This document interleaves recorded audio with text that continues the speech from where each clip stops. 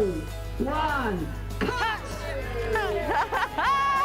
And with that, the Gabriola Community Health Centre is officially open. You're watching The Daily on Shaw TV Channel 4, and we are on Gabriola today celebrating long, hard work and success from a big group of dedicated volunteers here on Gabriola Island. We're going to talk more about that on this edition of The Daily. Also in the lineup, we're going to revisit the Coco Cafe in Cedar. Kelly Robinson takes us there, and Dunya Tosi will go underground at Horn Lake Caves. We're also going to take a trip down to Victoria. Nikki Iwanishin looks into dermatologists, especially with weather like this. Taking care of your skin is extremely important, but how easy is it to get in to see a skin doctor specialist? We're also going to head up to Campbell River. Marjorie Greaves looks into the past.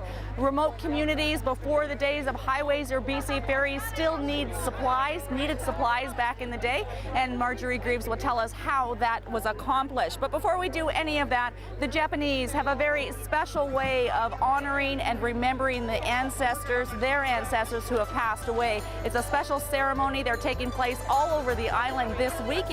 Melissa Hall has more.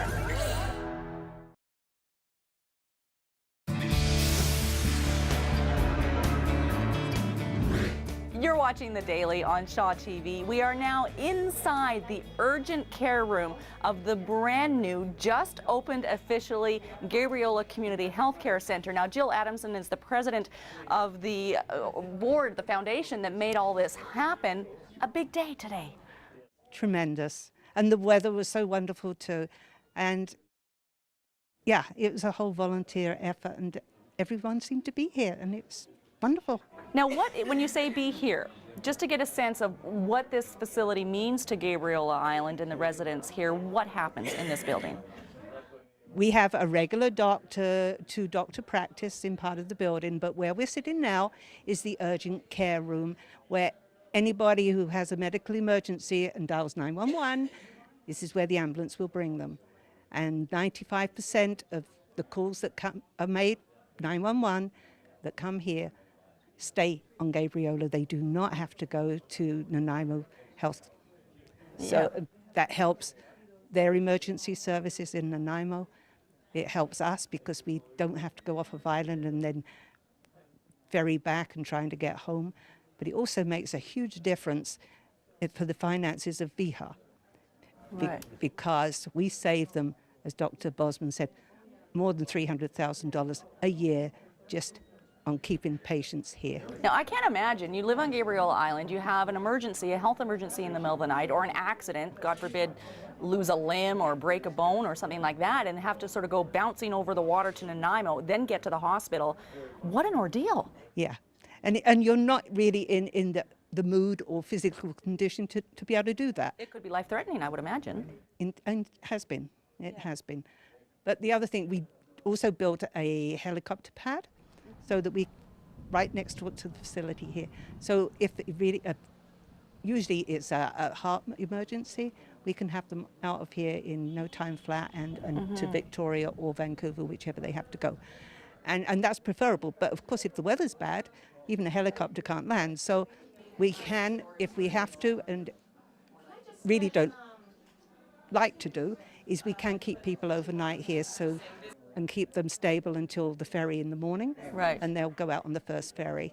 We're going to meet a gentleman later on this edition of The Daily who has an incredible heart story to share with us. His name's Dave, and we'll meet him later on this edition, as I said. Now, what made you get so involved? This was a labor of love, volunteer president, and a tireless amount of work, endless amount of work, I'm sure.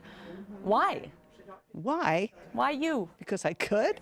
Because you don't have a medical background. Because I You're an didn't artist. run fast enough. I was on the board, and I was quite happy. I'm really a back-end worker. I don't like publicity. I don't like being at the pointy end of anything. Well, thanks for coming on camera with us today. So they decided that, the board decided that I was it, so yes. Okay. But I was the vice president, and the president at the time had an emergency and couldn't be, so then I, as vice president, had to step into her shoes, which were huge. And her name is Brenda Fowler, not was, she still is with us. And yeah, huge shoes to fill. And yeah, and she helped me a lot, and we got there. Finally, before we go, talk a little bit about the different partners that have made this possible, the number of volunteers, and how much money you actually raised to make this a reality. 130 volunteers, more than, and that hands-on building and fundraising. Yes, there were 10 guys that were here from the first day till after the doctors had moved in, finishing off. It didn't matter what the weather was, what day of the week it was. Some of them worked 7 days a week for weeks, mostly retired people, and they were really the backbone, and they did all the mean, horrible jobs that nobody wants, you know, not fancy, not sexy, like digging holes and putting up scaffolding and anything that needed to be done. And then we had tradespeople volunteer their time. The electricians spent hours and hours and hours here. Wow. A plumber, half of his week was spent in this building voluntarily. No, meaning the true word of volunteerism, for no pay. Right. I mean, it is astounding. We've had businesses donate everything that we needed for a particular thing. I'm getting chills a little bit. It's the true sense of a community healthcare center. Arbutus Lumber. Yeah. So we probably met Dallas. That company has just been so amazing. Yeah. They got everything that we couldn't get given, donated, or steal. They gave us at cost, or below. We are going to meet a gentleman who experienced firsthand a near-death experience later on this edition of The Daily. And we might check in with one of the doctors who's going to work out of this facility as well, and we'll take a look at the basement because their fundraising efforts here at the Gabriola Community Health Centre are not done yet. Continuing on with this edition of The Daily, where are we going to go? We're going to go to Cedar with Kelly Robinson, the Coco Cafe, for a little revisit there. But before that, Nikki Iwanishin in Victoria. Taking care of your skin, especially in the hot weather, is extremely important. So are regular visits to the dermatologist, but that might be easier said than done.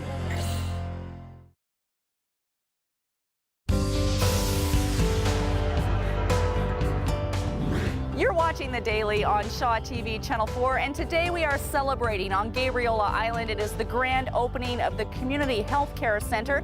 It was started in August of 2011, and it's been a tireless effort from many volunteers who are quite pleased to be here today. It's now fully operational. Now, one gentleman who this place has a special connection for already is Dave Diwanitz. He's been on Gabriola Island for 24 years now. He suffered a heart attack. How long ago? It was a year and a half ago, and it was 2 attacks. And what happened?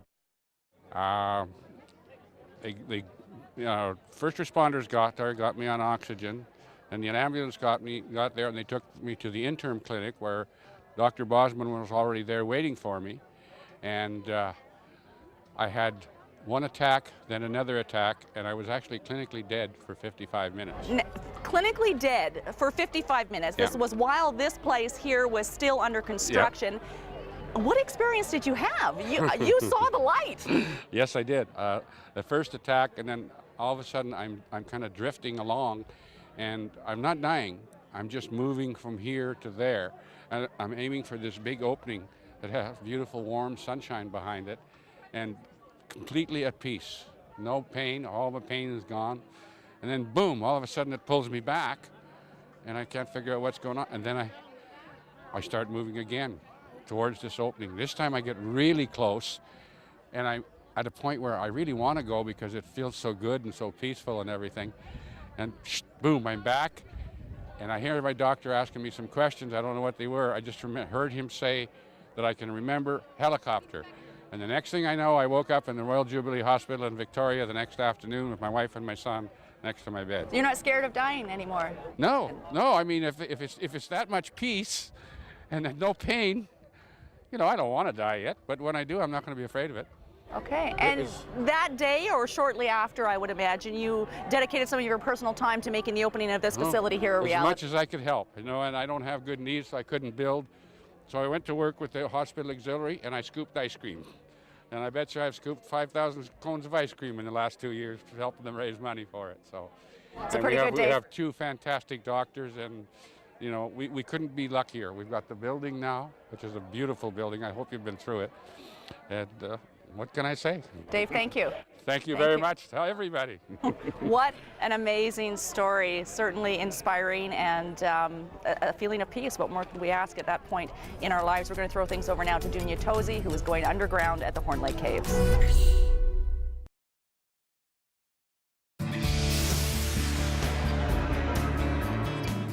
Something fun to do for the family this summer. That does bring us to the end of this edition of The Daily. We've been celebrating here, and it truly is a celebration, the grand opening and ribbon cutting ceremony of the Gabriola Community Health Centre. They do have a bit of a breather, the foundation, but they're not done yet. They need to raise some more money to finish this basement area that will then be leased out to individual practitioners of various disciplines within the medical field. That will generate some revenue. They also still need another doctor, at least one, and a nurse as well. So their efforts to creating this reality on Gabriola Island will continue for the next little while. Thanks for watching this edition of The Daily. It's great to be back from holidays. It's hot out there. Take care of yourself. We'll see you next time.